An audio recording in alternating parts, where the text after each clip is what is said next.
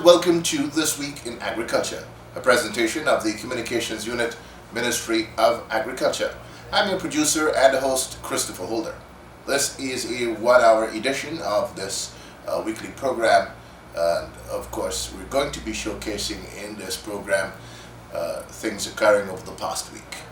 Well, we've had great news for the rice industry. Rice farmers have been gifted a new variety, Grdb 16. This variety has a potential or a yield potential of up to 60 bags per acre. Now, recently we had the Grdb 15 that has been showing great promise, as has all the other varieties. Our farmers have been realizing increased yield across the board. Now, this new variety, the official launch took place Saturday at the research station at Burma, at which a simple ceremony was held, and of course there were a number of presenters. On this program we bring you highlights of that launching ceremony for the new high-yielding super variety, the Grdb 16. We will be back again after these messages.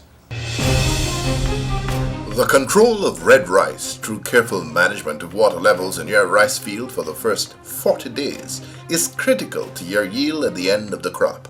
Water acts as an agent to control red rice and even other grass weeds at a depth of 4 inches. With proper land preparation and leveling established, maintaining a light flood continuously until the canopy is fully developed will suppress red rice establishment. Leaving the land exposed for any length of time will give weeds an ample chance to germinate and infest the field. Panicle cutting should be done prior to shattering. The second cutting exercise should be conducted at 20 days to control panicle regrowth. Water management is one of 3 critical interventions for the effective control of red rice. A message from the Guyana Rice Development Board, Ministry of Agriculture. Coconut farmers across Guyana are invited to visit the Hope Estate for top quality coconut seedlings in any quantity. Now available are 5, 3, and 18-month varieties. It should be noted that the spacing of your coconut seedlings is determined by the variety you are planting. Persons interested in purchasing seedlings may make contact with Hope Estate on telephone numbers 256-0599 or 663-2709. A message from the management of Hope Estate, Ministry of Agriculture. The Guyana Livestock Development Authority, GLDA, is reminding the general public that its range of services can be accessed from all 10 administrative regions of Guyana. These services include regulatory services such as the issuance of permits for the import-export of live animals, meat, veterinary drugs, hatching eggs, etc., and the granting of licenses for the trade in animals and animal products. These regulatory services also include quarantine for live animals, inspection at ports of entry, and livestock product facilities. In addition, GLDA provides services in the area of artificial insemination in cattle, small ruminants, and swine, livestock management, pasture development, beekeeping. The GLDA Veterinary Laboratory offers diagnostic services including testing for internal parasites, screening of blood and other tissues for the presence of diseases such as avian influenza, infectious bronchitis, Newcastle disease in poultry, and brucellosis, rabies, etc. in other animals. To access these services, contact the GLDA veterinarian or extension officers in your region or the head office on 220-6556 or 220-6557. A message from the GLDA, Ministry of Agriculture.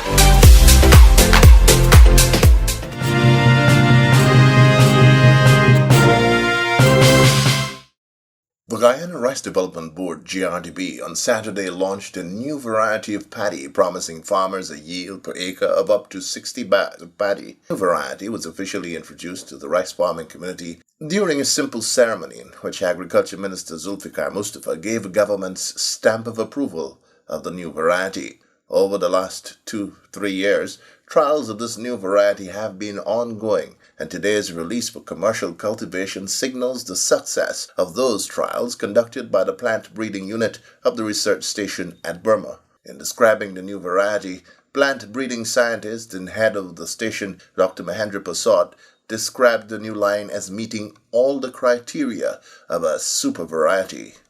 The germination and vigor of this candidate variety is excellent. It is better than the Grdb10, of course. Grdb10 is a bit slow to kick off the stable, but it recovers well. The newer entry, the newer breeding line, has an excellent early vigor. The germination is good, the vigor is good in the field. We also did a study and noticed that with 24 hours, which is the regular time for soaking, and even after 24 hours of pressing, the germinated seeds was ready for sowing. That's a marked improvement. And in the same study, we've also noticed even 18 hours work well. But I just want to say, to emphasize the point,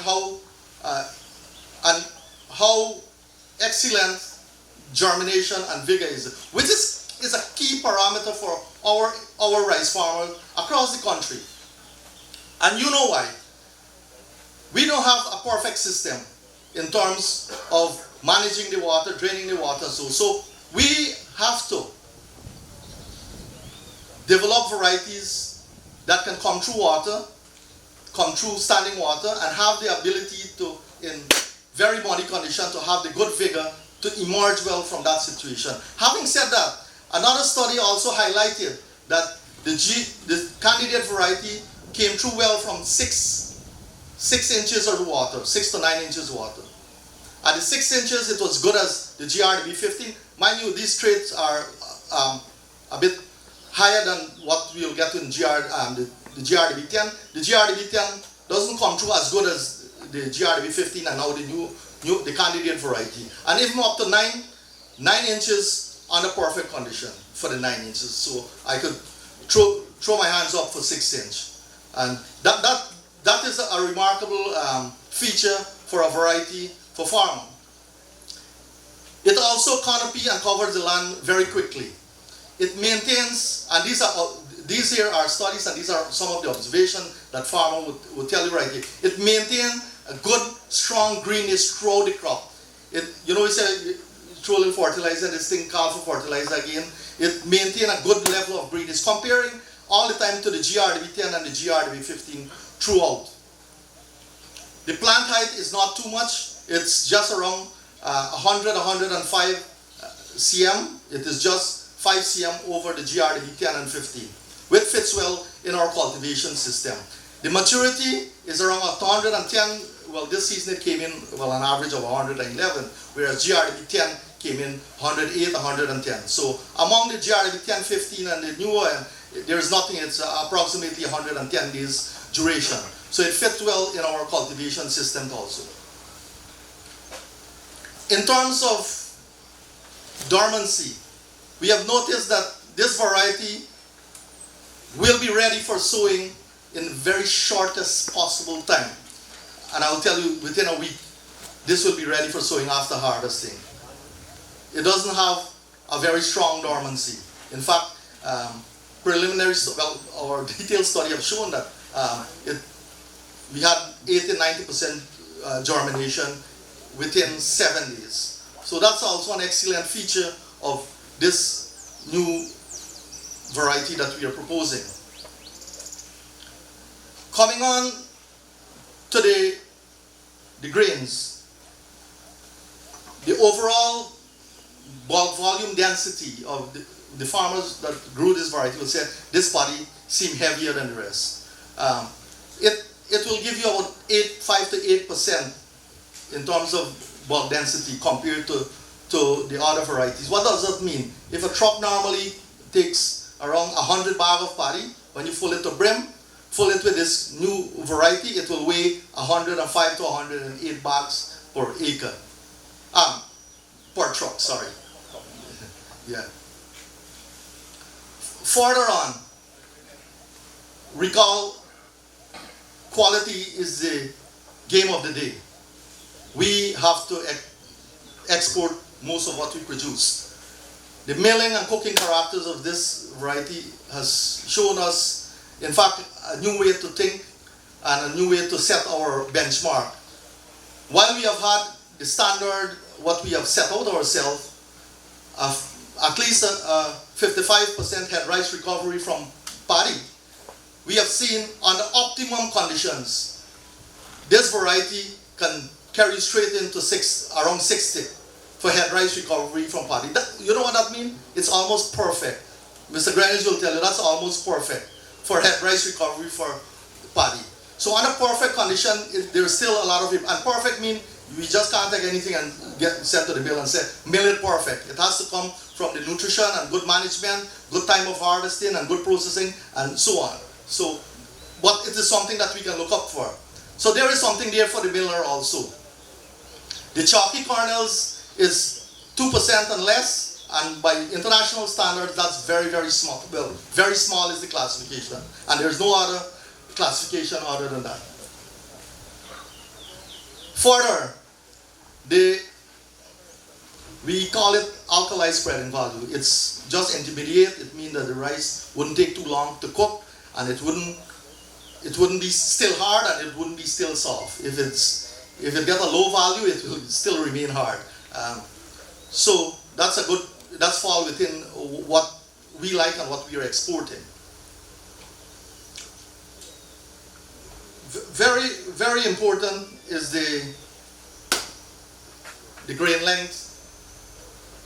We have seen the grain length is around 7, almost averaging around 7.5 to 8 mm. It's just on the border of being, it's classified as, based on our data, extra long, but we have some of the measurement came in at 7.5, and for it to be extra long, it must be over 7.5. So we can say it's about an extra long, slender grain that we have here. And also, well, I'm saying important, but everything is important because it's, you see, we are tracking from what's happening in the farmer field, how they could benefit, and what improvement we are having right through to the miller. And the cooking time, it's also within what we would desire. The white rice will cook between 15 to 18 minutes, and the parboiled rice between 18 to 20.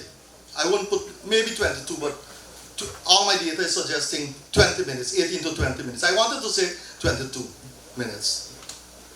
So, here we are with those few, we have studied, I could go on for a little more, but I want you to know that if there is any possible character of a rice plant that we could have studied under the given circumstances, we have studied it. And we have checked it very carefully. So, we, at the end of the evaluation period, during harvesting, we have gone across the country, well, that's a routine, and have, even though the COVID guidelines, we have small grouping of farmers. And according to the research scientist, the credit for this new variety rests with the hard work of the research team, the extension officers who worked with farmers during the field trials, and the farmers themselves who participated in those trials. He said there is much in the pipeline for farmers, alluding to flood and salt-tolerant varieties, and even higher-yielding ones. But the research station chief warned there are challenges. We have to address these challenges. And this is an opportune time. The challenges that I'm talking about, the pest and disease complex is becoming more aggressive. Science and technology across the world is advancing at a fast rate. Climate change is posing serious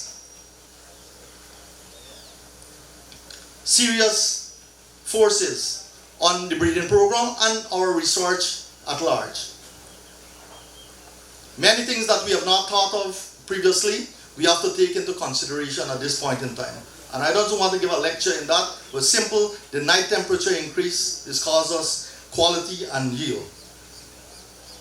And that's coming straight from climate change. Because we have known earlier we have 22 degrees night temperature, now it's going to be 23, 24. We've been losing yield, we've been losing quality.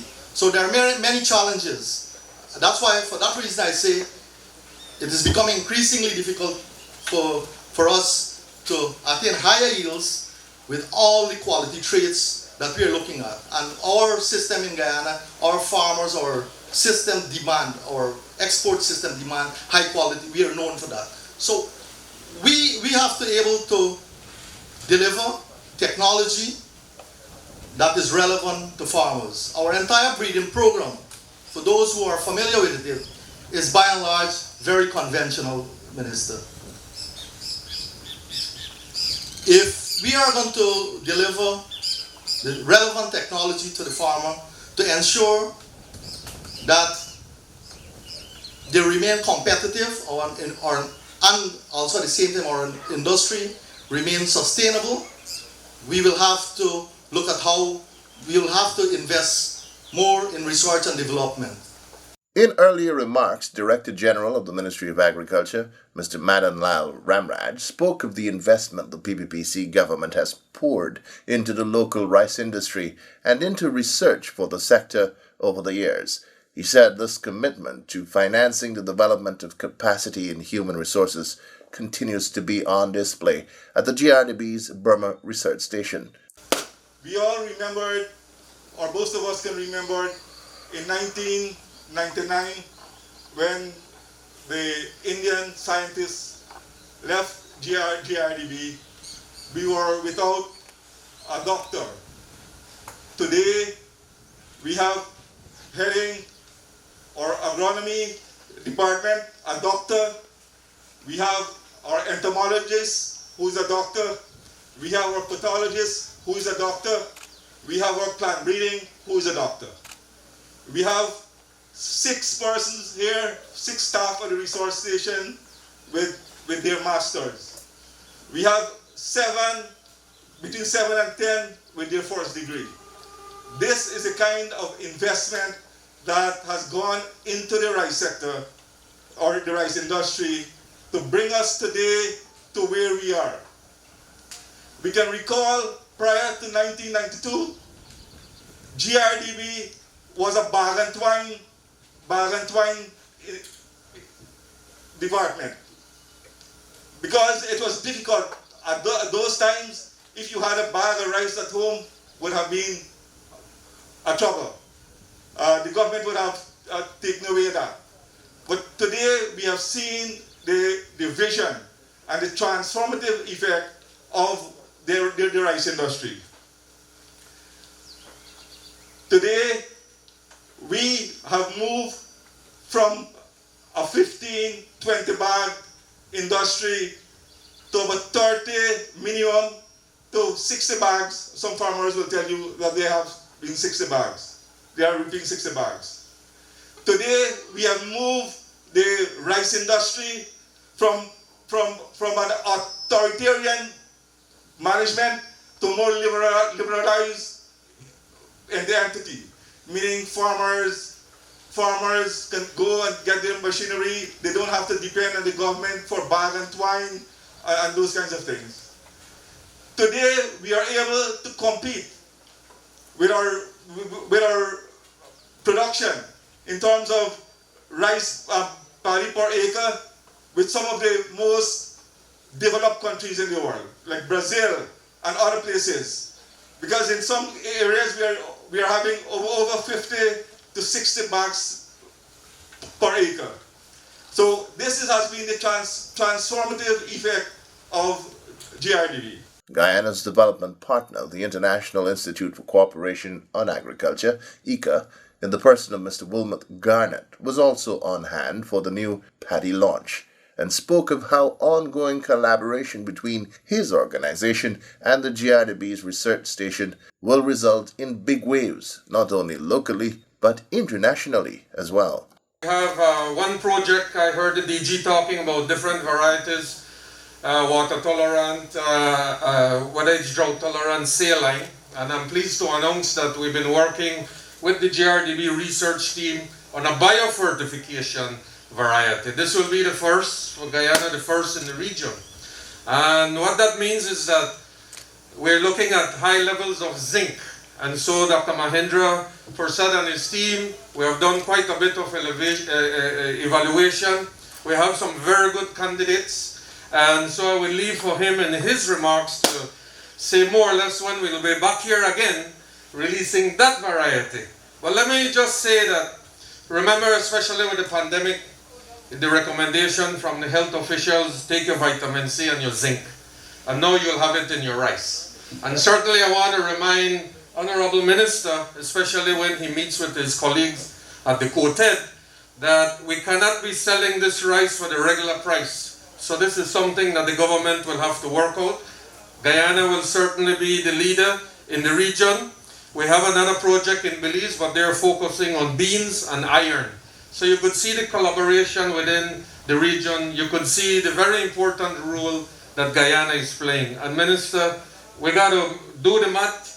Agriculture is a business. We always say that in ICA, it boils down, the farmers can tell you, it boils down to dollars and cents. So we'll have to find what percentage we'll have to charge a little bit more for this biofertified rice that will be high in zinc content. Naturally, no GMO. I'm not talking about GMO. It's just through the breeding program that we've been working on.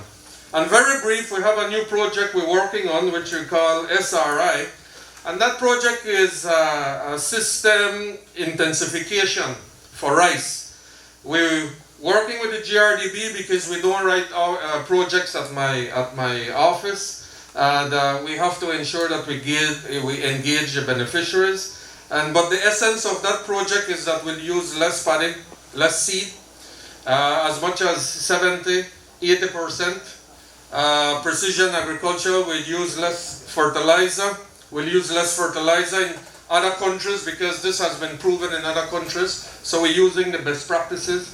Other countries use 40–50% less water that they've been using. So all that means that the price we can be more competitive because the cost of production should decrease. All right. Also speaking at the launch of the new high-yielding variety was President of the Guyana Rice Producers Association, GRPA, Mr. Lika Rambrich. He lauded the efforts of the research team and said the new variety will make a big difference in the earning power of local rice farmers. He, however, warned that cultivation of this variety should not be to the exclusion of the older varieties.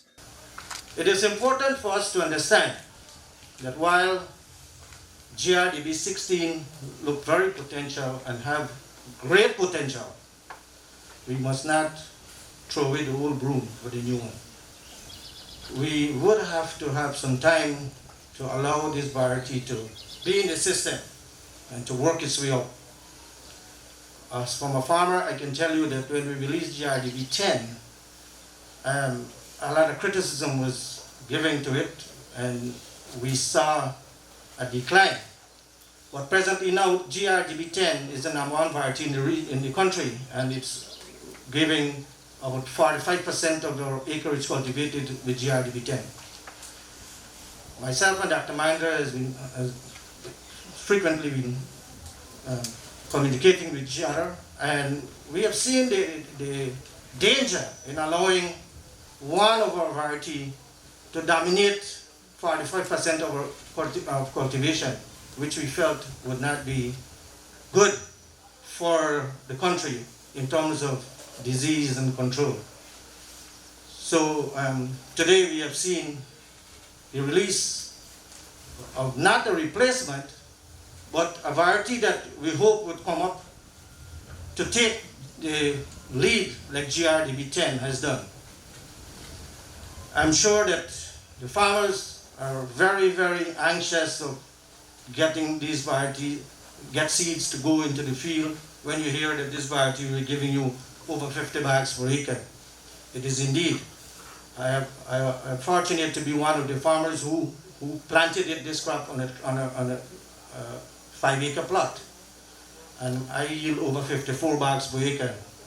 And I tell you that I do everything that I did into my normal field. Nothing better than that I did to that variety, say I did not do to my regular one. So it has the potential. I can guarantee you as the RPA president, I can tell you that it has the potential. It is a very good variety, and it would do well for the industry. But again, I want to say that we, the farmers, we look for the best. We look for the best price, we look for the best quality of our paddy, we look for everything that is best. But at the end of the day, how much money we earn from what we're producing. And this is what is important for us. The RPA president said that while the new high-yielding varieties are good for the industry and more so for farmers, millers have been taking advantage of farmers by shortchanging them in the price they're paid per bag of paddy supplied to the mills. We have seen quite a few millers in this country ripping our farmers. And as the president of the RPA, I would not stand, and I say it openly, I would not stand and allow any millers to push their finger into the farmer's eyes and tell them this is what we wanted. Millers have to understand that without the farmers, there is no miller. But farmers too have to understand that without the millers, there is no farmer. We all have to work hand in hand, but we should not let anyone take our eyes and pass everybody. Farmers should be respected and start to be treated with respect. This is the only country in the whole Caribbean or the whole world where I feel that farmers are not being treated the way they should be treated. We are supplying food on everyone's table, and we should be treated with respect. Mr. Ramrich was loud in his praise of Agriculture Minister Zulfikar Mustafa, whose interventions in the matter has resulted in an agreement by errant millers to begin paying the short change to farmers from Monday of the new week. Our Honourable Minister has given me full support when it comes to the problem we are facing in the industry recently. And I tell you, call the minister and I identify the problem where farmers have been robbed, bare-faced robbed. 20%, 10%, 30% of their pay has been deducted from them. And the minister immediately instructed the Rice Board to come down to Region 6 and to see what is happening. Minister, I want to publicly compliment you and thank you for what your careful intervention. Your intervention, timely intervention, has saved farmers, and I think farmers with over $100 million, farmers would be reimbursed. And this was promised by one of the mill, that from Monday, we would see a reimbursement of those money. We are waiting to see what will take place. In delivering the feature address, Agriculture Minister Zulfikar Mustafa congratulated a team of scientists at the research station for their commitment and hard work in bringing the new variety to commercial release, a development that would mean more productivity on the part of the nation's farmers and by extension increased earnings both local and foreign. The minister stressed his government's commitment to the continued development of the local rice industry and agriculture on the whole, even in the face of the expected oil wealth. I want to say that agriculture will remain a priority for this administration, and rice is a major part of our strategic focus in our plan for prosperity. The rice industry is important in Guyana, contributing approximately 7% to Guyana's national GDP for both the growing and manufacturing of rice. It contributes 20% of the agriculture GDP and 14.2% of our export earnings. So you could see you, the farmers, the rice farmers, are making a tremendous contribution to the development of our country. And that amount to $46.7 billion of foreign exchange in our country. That is second rank in our exchange earnings, second to gold. So rice is the largest user of agricultural land. An average of 180,000 hectares is cultivated annually over 2 cropping seasons, and absorb and influence a major section of our working population. That is more than 6,400 farmers and 50 millers are involved in rice production and processing. Whilst over 40,000 people benefiting from this industry directly and indirectly. So over the years, we have been looking at the contribution that sugar have been making in our country. And we recognize the importance of sugar production in our country, the contribution that sugar has been making, and the number of persons that depend on sugar production and sugar for survival. Also, we have to look at the rice sector, the contribution the rice sector have been making in our country, and the number of persons that are directly and indirectly dependent on the rice industry. I am making these points this afternoon here to show that many times when we are looking at the foreign exchange earners of our country, sometimes we tend to make rice export and rice contribution second fiddle to other exports in our country. We must recognize, and I want to commend you, the farmers, here this afternoon, that together we can form that partnership and we can develop this sector to be one of the envy, not only in the Caribbean, but around the world. According to Minister Mustafa, despite the challenges posed by COVID-19, Guyana has stood strong, unlike many other countries and territories that have lost food security and are facing economic ruin. He said rice has been the bedrock that has held Guyana's food security firm. Rice over the years is the main staple of our population in terms of food security. And when the world is being threatened now with food security, rice has helped to secure Guyana's status as a food secure country. And Dr. Garnett will tell you that not so long ago, we have had discussion with ICA, we have had discussion with ministers around the Caribbean, and there are a number of ministers who express insecurity in terms of achieving food security for their country. We in Guyana here, we have the land, we have the climate, and I want to assure you the PPP civic government will put the investment so that we can continue to be a food secure nation. The Agriculture Minister noted that the importance of the local rice industry cannot be overemphasized. He stressed that it is government's position that rice is not a private business, but a Guyanese business, one that government is committed to continue supporting. To this end, a number of steps have already been taken. Since taking the leadership of the agriculture sector, we have been working to address the constraints faced by farmers as we will work to strengthen the working relationship and work ethics of the main players of the industry, the Grdb, the GRPA, the GRMMA, and the farmers. And I want to say that I have been working very closely with the GRPA, and I want to assure them, and the General Secretary would have already been informed, that we will continue the subvention to the RPA and will once again make the RPA true representative of the farmers.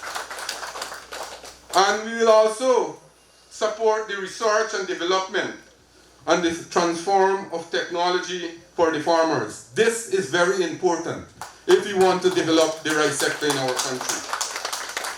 We will provide a favorable environment and special incentive for all investors in the rice industry.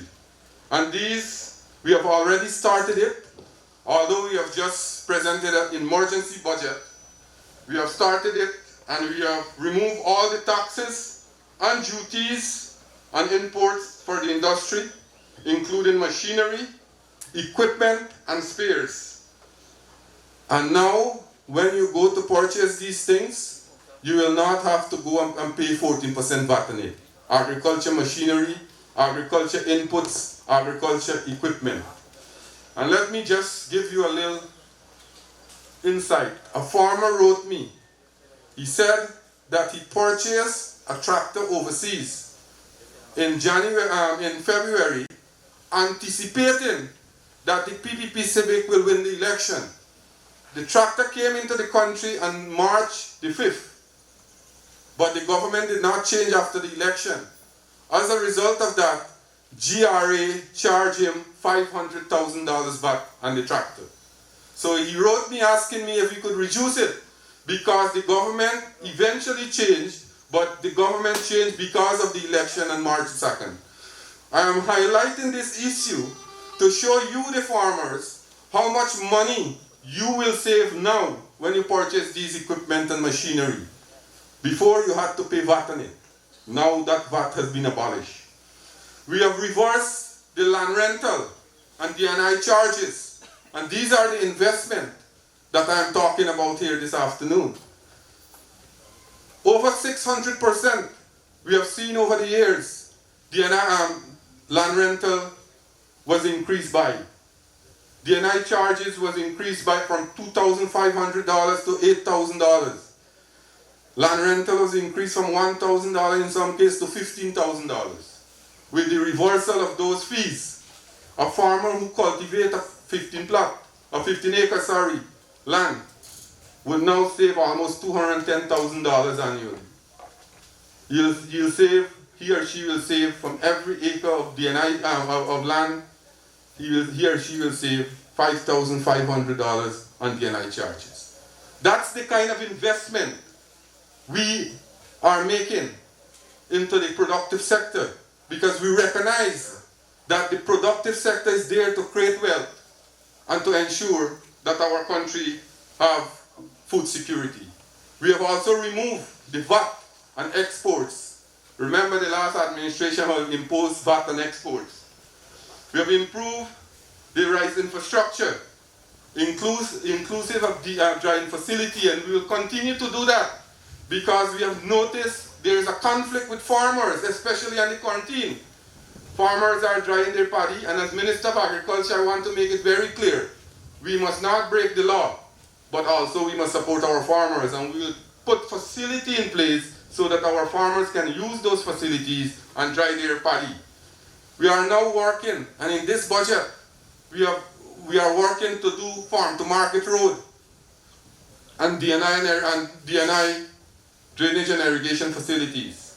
Right here in Region 5, we have a massive project going on, or will start soon, in the Abari area to develop a long length or a big farm to market road there. More so, our government will continue to invest in modernizing the sector, specifically by addressing, and as I said earlier, research and development needs to keep up with the advancements of science and technology across the world. And Dr. Mahendra was referring to that. For us to survive in this world, we have to keep up to date with science and technology. And our administration will continue to spend in this area so that we can have them work and develop new varieties. As we know, research plays a pivotal role in the development of any industry. And comrades and friends, our government, the PPP Civic government, in our manifesto, we specifically state to increase production and productivity through research and development into new strains and pest control. We will expend large sums to ensure we keep up with the rest of the world. And that is, we have already started. The Grdb Rice Research Station is in a continuous quest for new technologies to improve rice productivity in all levels, making our rice industry more competitive and sustainable. Guyana has made tremendous progress in research. The Grdb has released 15 varieties from 1997 to 2018. This has led to a significant increase in national productivity over the years, from 28 bags per acre to 38 bags per acre in 2019. And we are expecting better in the coming season. Grdb is currently spending approximately $200 million per year to advance its breeding program. More so, a total cost of over $300 million is estimated to develop one rice variety. So you can see the huge amount that we have to spend to ensure that we develop these varieties. I can assure you, the farmers, that they will have a continuous flow of new varieties and technologies. In fact, the next 5 years, we will be bringing in more than 1,000 new breeding lines and germplasm for testing and developing appropriate varieties for our farmers. So you could rest assured that they are going to be good and large investment in the next 5 years. We'll be networking with the relevant international institutes to stay relevant to science and technology. In many instances, we operate in less than ideal condition, and Dr. Mahendra Prasad was alluding to that. However, we will continue to develop drought, flood, and salt tolerance varieties. The Director General spoke about it, that we are already looking at that, and provide the necessary technical support to ensure our farmers are prepared to meet the challenges. We will promote conditions for access and transfer of improved rice varieties and crop management practices to farmers. And this brings me to this variety that we are launching here this afternoon. And I was advised by the General Manager of the Grdb that shortly we might come out with an appropriate name, because there is a lot of expectation with this variety. We have heard the RPA President talk about the Grdb 10, and there are better expectation with this variety. We have heard all the research and all the forecasts from Dr. Mahendra Prasad, and I am very optimistic, because I went to Region 3 and I looked at the area there that was cultivated with this variety, and it shows tremendous prospect for future development in terms of increasing our yields per acre. And then it was time for the official announcement of the release of the new high-yielding variety. So we have just heard presentation by Dr. Mahendra Prasad, our scientist, that the candidate variety can produce up to 60 bags per acre, with other excellent important agronomic features and its suitability for export markets. This is remarkable achievement. Years ago, one could have never conceived that rice yield could be over 50 bags per acre. But now this is reality. I want to let you know that this did not happen by accident. It was a result of some investment in scientific research towards increasing productivity at the farm level. Based on the performance of the candidate varieties in all evaluations conducted over the years by the scientists and response given by the farmers, I would like to officially release this strain, FG12259, for farmers to cultivate in Guyana as Grdb FL16 from spring first crop of 2021.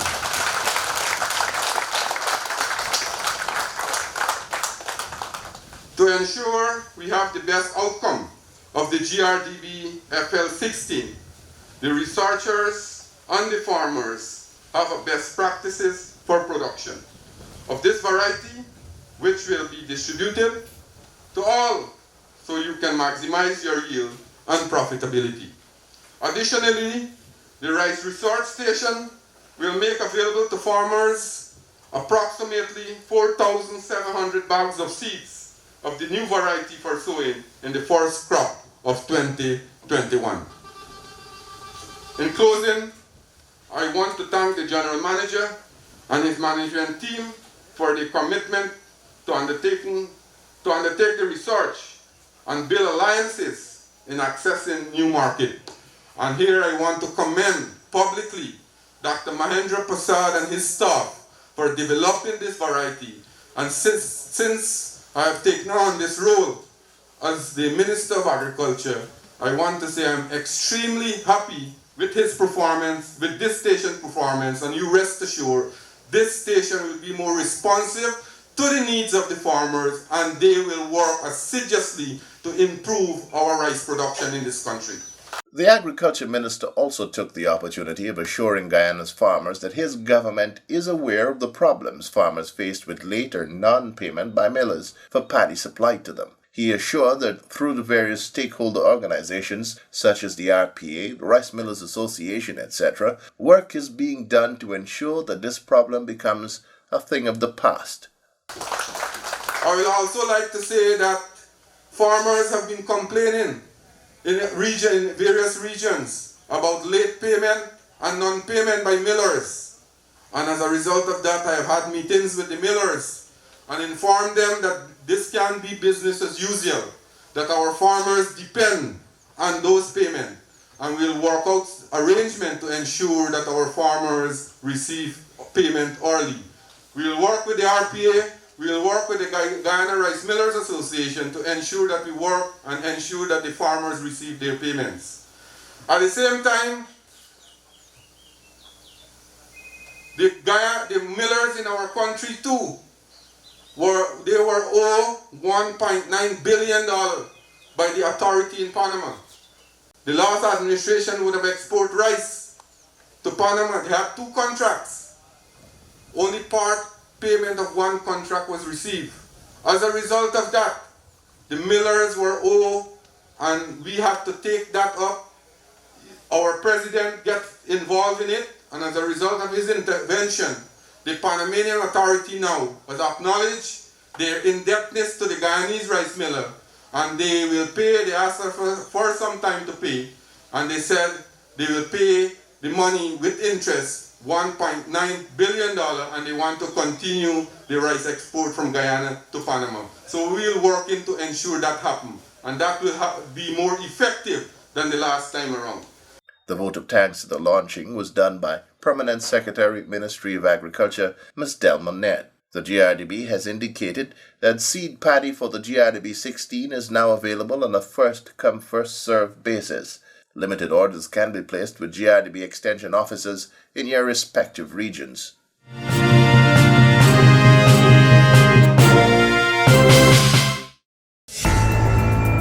This is what a responsible, health-conscious person should be wearing when using agrochemicals on the farm. Wearing the proper protective equipment guards users of pesticides and other harmful chemicals from the cumulative effects of consistent exposure over a period of time. In the short term, exposure can result in skin or eye irritation, rashes, burns, respiratory problems, etc. Long-term results of exposure to harmful chemicals include certain types of cancers, birth defects, etc. Ensure you wear the proper protective equipment when applying pesticides. A message from the Pesticides and Toxic Chemicals Control Board, Ministry of Agriculture. Here's an important notice. Do you know that it is illegal to import, store, distribute, sell, and purchase antibiotics without a license or prescription, as the case may be? According to the Antibiotic Act of 1952, owners of livestock and other animals are not permitted to purchase and use antibiotics unless prescribed by a veterinarian. It should be noted that the misuse of antibiotics could result in the development of resistance to the very antibiotics, which in turn will pose health risk to the animal and to humans. The GLDA advises that farmers should not administer antibiotics to animals unless prescribed by a veterinarian. Non-compliance with this act will result in fines and imprisonment. A message from the Guyana Livestock Development Authority, Ministry of Agriculture. The control of red rice through careful management of water levels in your rice field for the first 40 days is critical to your yield at the end of the crop. Water acts as an agent to control red rice and even other grass weeds at a depth of 4 inches. With proper land preparation and leveling established, maintaining a light flood continuously until the canopy is fully developed will suppress red rice establishment. Leaving the land exposed for any length of time will give weeds an ample chance to germinate and infest the field. Panicle cutting should be done prior to shattering. The second cutting exercise should be conducted at 20 days to control panicle regrowth. Water management is one of 3 critical interventions for the effective control of red rice. A message from the Guyana Rice Development Board, Ministry of Agriculture.